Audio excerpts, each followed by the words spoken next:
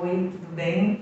Meu nome é Simone Moeridal, eu sou atriz e faço parte da equipe de gestão e produção da Cênica, que é uma companhia de teatro aqui de São José do Rio Preto, e faço parte também da equipe de elaboração dos projetos. Antes disso, eu estagiei por algum tempo no setor de fomento ao teatro e à dança da Secretaria Municipal de Cultura de São Paulo, e tempos depois eu trabalhei na extinta Oficina Cultural Freire Navarro, aqui em Rio Preto também. Durante a minha caminhada, eu frequentei algumas oficinas e workshops na área de elaboração de projetos, e foram esses encontros todos, seja com pessoas, companheiras de trabalho, seja com outras produtoras também, que possibilitaram o meu aprendizado e continuam possibilitando. E foi com essas pessoas que eu aprendi que é só na escrita e na reescrita que a gente tem a oportunidade de errar, mas também de encontrar caminhos. Nessa videoaula, eu vou compartilhar com você um pouco do meu processo na escrita de projetos. O meu objetivo aqui é tentar desmistificar um pouco esse processo de um modo geral. Então, se você é artista ou produtor e quer dar seus primeiros passos nessa área, mas tem dificuldade ou até medo de escrever, essa videoaula foi feita para você. Eu começo com uma pergunta: por que escrever? Qual a importância da gente colocar os nossos projetos no papel, até mesmo para além da necessidade de inscrever esses projetos em algum edital? Quando a gente escreve, quando a gente coloca nossas ideias no papel, tira as nossas ideias da cabeça, elas ganham um pouco mais de concretude, elas se tornam mais palpáveis. Então elas se tornam boas de pensar, de organizar, de rever e de verificar se elas são realizáveis do modo como a gente imaginou. Então eu vou sugerir aqui uma sequência de 4 exercícios que pode servir de base para você se exercitar na escrita dos seus próprios projetos. Eu vou partir do pressuposto que você já tem uma ideia na cabeça e vou oferecer como exemplo trechos de um projeto de circulação do espetáculo Terra Abaixo, Rio Acima, que a Cênica realizou há alguns anos atrás. Como primeiro exercício, eu proponho que você simplesmente fale para alguém sobre o seu projeto. No segundo exercício, eu proponho que você escreva sobre seu projeto, colocando no papel tudo que lhe vier à cabeça sobre ele. Então, escreva de maneira livre. E aqui eu já vou utilizar o nosso primeiro exemplo. Circulação do espetáculo de rua Terra Abaixo, Rio Acima, que trata do direito à terra, à memória e à livre expressão da cultura. Trata da relação da sociedade com a natureza, trata de tudo isso frente a ideias e práticas ditas desenvolvimentistas. Vamos circular com o espetáculo por 6 cidades que dialogam com a temática. Queremos escutar e trocar com comunidades, grupos e movimentos sociais afetados por essas questões. Agora a gente vai para um terceiro momento, em que você começa a apurar um pouco melhor o seu projeto.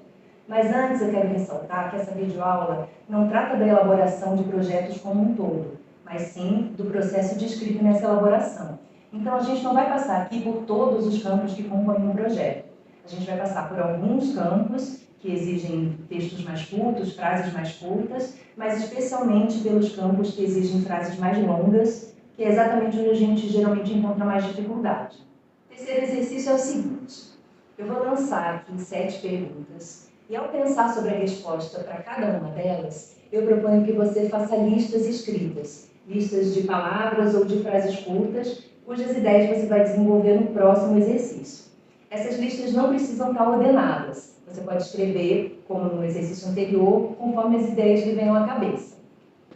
As perguntas são: qual é a ideia ou as ideias principais do projeto? Qual é o seu fio condutor? Essa pergunta nos editais está relacionada ao campo apresentação do projeto. Então vamos para o nosso exemplo. Circulação com o espetáculo por 6 municípios paulistas, encontro com comunidades cujas vivências dialogam com a temática do espetáculo, e como se trata do campo de apresentação, eu acho que talvez possa ficar interessante escrever um pouco sobre o espetáculo e também fazer uma breve apresentação do grupo. Pergunta 2. Qual a importância desse projeto para você e ou para o seu coletivo, caso seja um projeto coletivo? E nos editais, essa pergunta tem relação com o campo justificativa ou relevância e pertinência. No exemplo, eu escrevi que esse projeto é importante para a gente porque permite a circulação do espetáculo, a continuidade da nossa pesquisa sobre teatro de rua na sua relação com plateias e arquiteturas diversas, nos permite a escuta e a troca com grupos e comunidades e também nos permite acessar uma devolutiva desses grupos sobre o espetáculo. Pergunta 3. Qual a importância do seu projeto para a sociedade? Como você imagina que a sua realização possa contribuir socialmente, para além do fato de ser um projeto artístico e cultural, que por si só já é uma contribuição? Nos editais, essa pergunta também se refere ao campo justificativa. Exemplo: atualidade e urgência do tema. Direito à terra, direito à cultura, à memória, à relação com o meio ambiente. Contribuição para a visibilidade desses grupos e comunidades junto à sociedade. Pergunta 4. O que você pretende alcançar por meio desse projeto? E essa pergunta está relacionada ao campo objetivos nos editais. E é assim, os editais, de um modo geral, eles pedem uma mesma estrutura de projetos, mas eles têm as suas especificidades. Então, pode ser que no edital em que você vai escrever o seu projeto não tenha esse campo objetivos. Então, você pode escrever esses objetivos no campo justificativa, porque são dois campos que dialogam bastante. Então, vamos para o nosso exemplo. Promover reflexões sobre a temática do espetáculo, contribuir para democratizar essas discussões, tendo visto que é um espetáculo de rua, e possibilitar encontros com as comunidades, que seria improvável de outra forma. Quinta pergunta. Que ações serão realizadas no seu projeto, por meio das quais você pretende alcançar esses objetivos? E nos editais, essa pergunta se refere ao campo apresentação também, como na primeira pergunta. Agora, caso no edital também exista o campo descrição detalhada das ações, você pode citar as ações na apresentação e escrever melhor sobre elas, explicar melhor sobre elas no campo descrição detalhada. Exemplo: apresentação do espetáculo, roda de conversa com o público após a apresentação, e essas duas ações estão relacionadas à nossa proposta de promover e de democratizar as discussões sobre esse tema, vivência junto aos grupos e comunidades, conversas, entrevistas, e essa ação está relacionada à nossa querência, ao nosso querer de escutar essas pessoas, trocar com elas. E, por último, produção de um vídeo documental sobre a circulação, que vai ao encontro da nossa proposta de contribuir para dar visibilidade não só ao projeto, mas principalmente para essas comunidades. Pergunta 6. Que ação ou ações serão oferecidas em retribuição pelo financiamento do seu projeto por meio desse edital? Essa pergunta se refere ao campo contrapartida. Essas ações, elas já podem estar entre as que você elencou na sua resposta à pergunta anterior, ou então você pode criar outras ações com esse fim de contrapartida. Existem algumas discussões se as contrapartidas têm que ser oferecidas de modo não remunerado pelo proponente. A gente aqui na Cênica, a gente mistura um pouco isso. Então, na contrapartida, a gente oferece algumas ações remuneradas e outras ações não remuneradas. Exemplo: roda de conversa com o público após as apresentações, que é uma ação não remunerada, oficina sobre o processo de criação do espetáculo, também não remunerada, produção, disponibilização e divulgação de vídeo documental. Nesse caso, o videomaker e a pessoa que faz a divulgação são remunerados, mas a gente pré-produz e também disponibiliza o vídeo de modo não remunerado. E, por fim, gratuidade de acesso a todas as ações do projeto. Essa não é uma ação propriamente dita, mas como tem projetos como o PROAC, Programa de Ação Cultural, que oferece a possibilidade da gente cobrar ingressos ou taxas a preços populares, a gratuidade acaba se tornando uma contrapartida. E agora, sétima e última pergunta. Quem você quer contemplar com essas ações? Pessoas de que faixa etária, de que gênero, de que classe social? E nos editais essa pergunta se refere ao campo público-alvo ou perfil do público-alvo. O conjunto de ações do seu projeto pode contemplar um público X, mas pode ter uma ou um conjunto de ações que contemple esse público X e outro conjunto de ações que contemple esse público Y. Vamos ao nosso exemplo, que diz o seguinte, que nosso público-alvo são as pessoas de diferentes faixas etárias, gêneros, etnias, classes sociais e ocupações, com exceção da oficina, cujo público específico é formado por artistas ou estudantes de teatro a partir de 16 anos. Vamos então para o quarto e último exercício, onde eu proponho que você desenvolva as ideias contidas naquelas listas que você criou no exercício anterior. Como que você vai fazer isso? Nos campos apresentação e justificativa, que são campos que demandam textos mais longos, você vai, se fez uma lista de palavras, desenvolver as ideias contidas naquelas palavras, se fez uma lista de frases curtas, desdobrar aquelas frases curtas, depois organizar essas frases em parágrafos conforme as ideias que estão contidas nelas e, por fim, ordenar esses parágrafos. Eu trago aqui como exemplo um texto que eu desenvolvi para o campo apresentação do projeto. E você vai ver que eu fiz algumas alterações em relação ao exercício anterior e algumas adaptações também. Bom, o texto ficou assim. Somos a Cênica, companhia teatral de repertório com 15 anos de existência e sediada em São José do Rio Preto. Nossas pesquisas e ações vêm sendo pautadas no popular como linguagem e meio de produção e difusão cultural, na ocupação de ruas e espaços não convencionais, do compartilhamento de saberes e na formação de público. O projeto Terra Abaixo Rio Acima propõe a realização do seguinte conjunto de ações artístico-culturais a ser realizado em 6 municípios paulistas. Apresentação do espetáculo de rua, Terra Abaixo Rio Acima, roda de discussão com o público após a apresentação sobre o espetáculo, a importância dos seus temas e sua relação com a realidade local, e aqui eu já aponto que é uma contrapartida, vivência junto a grupos, comunidades e movimentos sociais locais, registro audiovisual de todas as ações do projeto para a produção, disponibilização e divulgação de um vídeo documental. Também já aponto que é uma contrapartida. O espetáculo Terra Abaixo Rio Acima, que estreou em 2016, é resultado de pesquisas realizadas em nossa região, no Noroeste Paulista, das quais emergiu o evento da construção da usina hidrelétrica de Ilha Solteira, construída em 1978. O evento é cercado de histórias e personagens que nos fizeram voltar nosso olhar para os atores considerados menores, os que se encontram na contramão da história. São os povos da terra, que, frente a discursos ditos desenvolvimentistas, optaram por suas próprias concepções de desenvolvimento e suas próprias formas de se relacionar com a terra, com os outros seres e com a natureza de um modo geral. O conjunto de ações será oferecido gratuitamente a pessoas de diversas faixas etárias, gêneros, etnias e classes sociais, em municípios cujas realidades dialogam de alguma forma com o universo temático do espetáculo. Assim, pretendemos circular pelas seguintes cidades: XXX. Sua localização contempla X regiões administrativas do Estado, garantindo a descentralização geográfica do projeto. No campo objetivos, geralmente é demandado frases curtas mesmo, organizadas em listas. E geralmente essas frases começam por verbos: aumentar, possibilitar, oferecer e por aí vai. Então, o que você vai fazer aqui? Você vai rever as listas que você criou no exercício anterior. Então, se escreveu palavras, desenvolver as ideias contidas nessas palavras. Se for frases curtas, você pode revisitar essas frases, melhorar essas frases. Então, você vai ordenar esses tópicos. Você pode começar pelos objetivos que são mais gerais, ou principais, e colocar na sequência os objetivos que são mais específicos.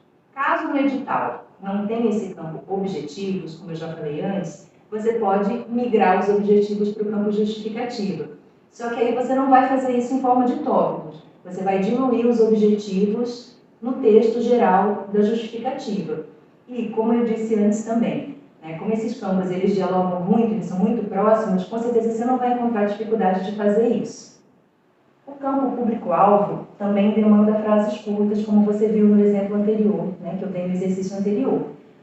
Caso o seu projeto pretenda atingir mais do que 3 perfis diferentes de públicos, você pode fazer uma listinha também. Então, você pode colocar que perfil de público vai ser atendido por meio de qual ação.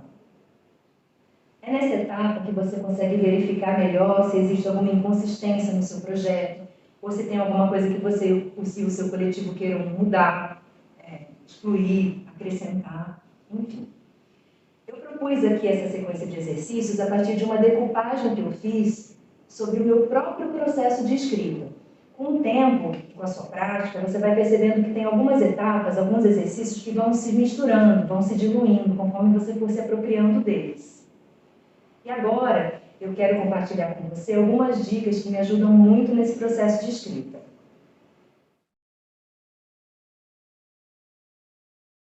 Primeira dica: procura trabalhar em um ambiente favorável.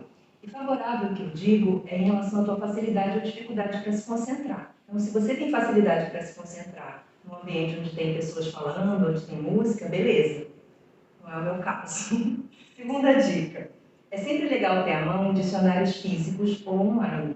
Dicionário de significados, dicionários de sinônimos. E mais tarde, um pouquinho, eu vou falar melhor sobre isso. Terceira dica. Também é importante ter à mão uma gramática, física ou online.